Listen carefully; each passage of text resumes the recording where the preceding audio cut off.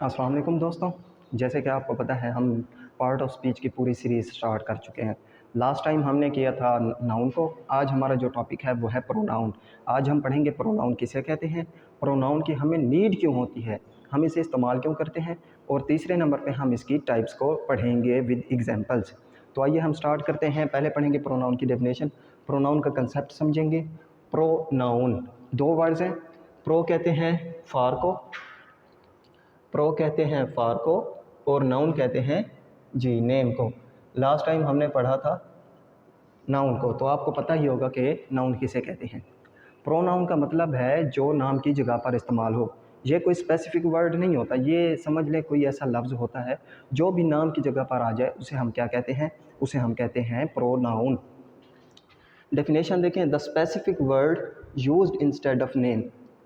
कोई भी वर्ड जो नेम की जगह पर इस्तेमाल होगा, जो नेम की जगह पर यूज़ होगा, उसे हम क्या कहेंगे, उसे हम कहेंगे प्रोनाउन।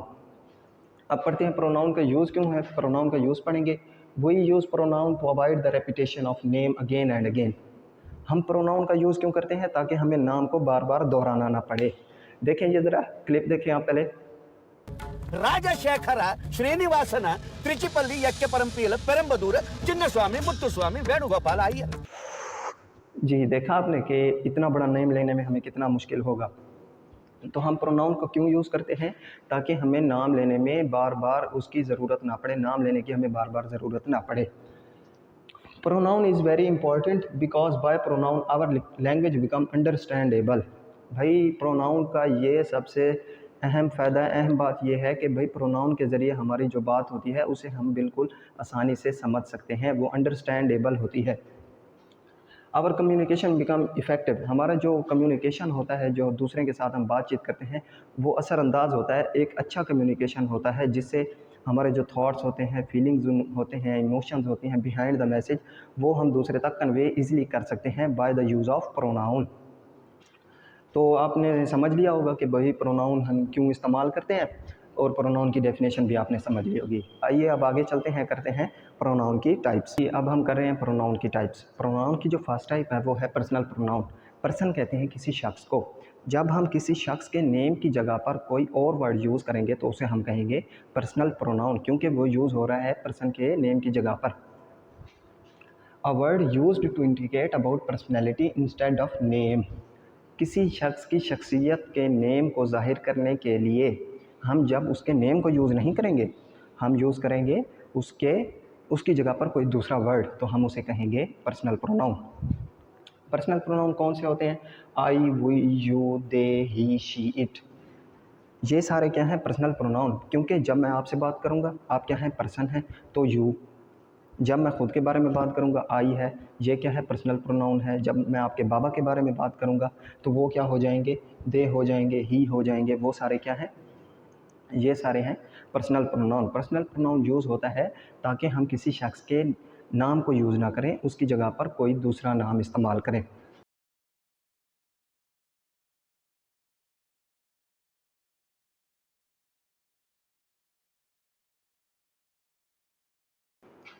अगली जो टाइप है वो है रिफ्लेक्सिव प्रोनाउन।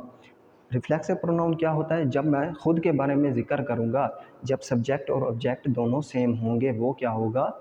वो होगा reflexive pronoun. When the subject and object are same we said it is reflexive pronoun.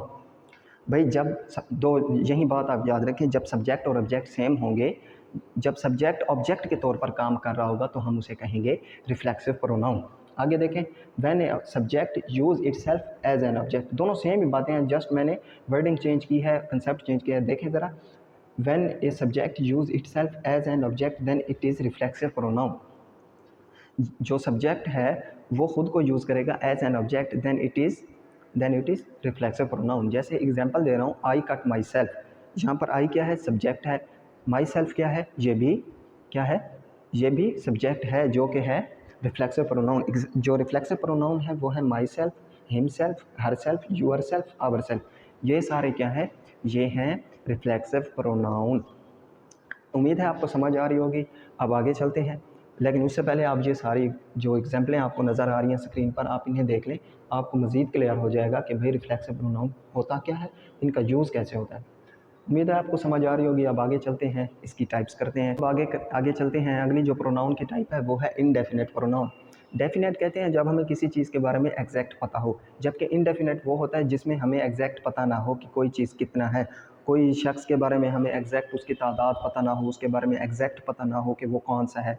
जब हमें प्लेस के बारे में पता ना हो, जब हमें कोई चीज़ के बारे में एग्जैक्ट पता ना हो, तो हम उसे कहते हैं इनडेफिनेट प्रोनाउन। उस टाइम जो नाम की जगह पर जो वर्ड यूज़ हो रहा होगा उसे हम कहेंगे इनडेफिनेट प्रोनाउन। इनडेफिनेट प्रोनाउन कौन से होते हैं?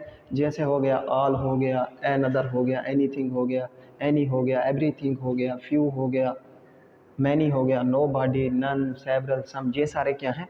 ये हैं इनडेफिनेट प्रोनाउन। देखें यहाँ पर आपको एग्जांपल नज़र आ रही होगी पहली इसमें ऑल का यूज़ किया गया है। ऑल का मतलब होता है तमाम।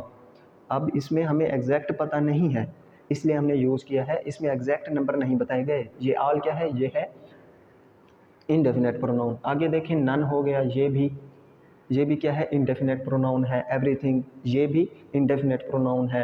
एग्जाम्पलें जो नज़र आ रही हैं ये सारी किसकी हैं? ये हैं इनडेफिनेट प्रोनाउन की। उम्मीद है आपको समझ आ रही होगी। इजी टॉपिक है।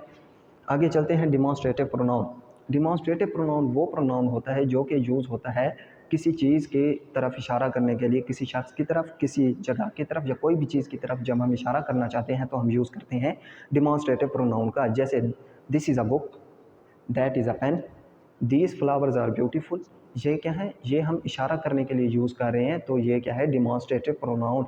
जहाँ पर हम नेम का यूज़ नहीं कर रहे। ये जो दिस है ये सिंगल शख्स की तरफ, सिंगल जगह की तरफ, किसी सिंगल सब्जेक्ट की तरफ इशारा करेगा। दैट भी, ये भी सिंगुलर के लिए यूज़ होता है। जबकि दीज और दोज ये कहाँ पर यूज़ होते हैं? ये तब यूज़ होते हैं जब कोई चीज़ एक से ज़्यादा होती है। इसकी एग्जाम्पलें आपको नज़र आ रही होंगी। ये देखें, आपको बिल्कुल ईजी सी हैं इसकी एग्जाम्पलें, देख लें। अब आगे चलते हैं। आगे है इंटेरोगेटिव प्रोनाउन। WH फैमिली वाले जो भी वर्ड्स हैं वो क्या हैं? इंटेरोगेटिव प्रोनाउन हम उन्हें कह सकते हैं।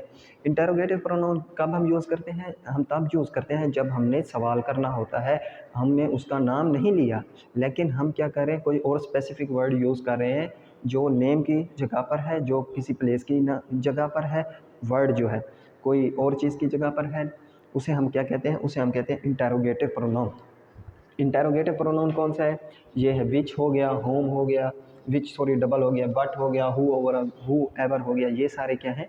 ये हैं इंटेरोगेटिव प्रोनाउन। आपको एग्जाम्पलें नज़र आ रही हैं, ये आप देख लें, बिल्कुल इजी सी हैं, इसको समझने में आपको मदद देंगी। अब आगे चलते हैं।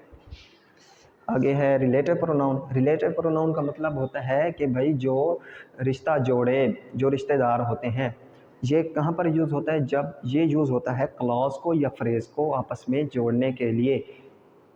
क्लॉज क्या होता है? जब किसी एक सेंटेंस में क्या हो? जब किसी सेंटेंस में हो सब्जेक्ट और ऑब्जेक्ट, मीन कि हमें वो डेफिनेट मीनिंग दे रहा हो, तो हम उसे कहते हैं रिलेटिव, उसे हम कहते हैं क्लॉज, सॉरी। और जहाँ पर जस्ट वन थिंग हो, या सब्जेक्ट हो या ऑब्जेक्ट हो, हमें प्रॉपर मीनिंग समझ ना आ रहा हो, वो क्या होता है? वो होता है फ्रेज़। तो रिलेटिव प्रोनाउन कहाँ पर यूज़ होता है? ये यूज़ होता है क्लॉज को जोड़ने के लिए या फ्रेज़ को जोड़ने के लिए। अब रिलेटिव प्रोनाउन कौन से होते हैं? रिलेटिव प्रोनाउन में हो गया विच, हो गया हु एवर, हो गया विच हैव, हो गया दैट, हो गया। ये सारे क्या हैं? ये हैं रिलेटिव प्रोनाउन। इनका काम क्या है? ये जोड़ते हैं किसी फ्रेज़ को या किसी क्लॉज को।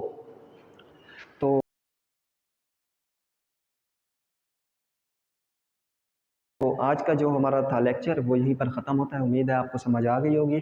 तो हम इंशाल्लाह अगली जो वीडियो आएगी उसमें हम अगला पार्ट ऑफ स्पीच का जो पार्ट है वो करेंगे। तब तक के लिए अल्लाह हाफ़िज़।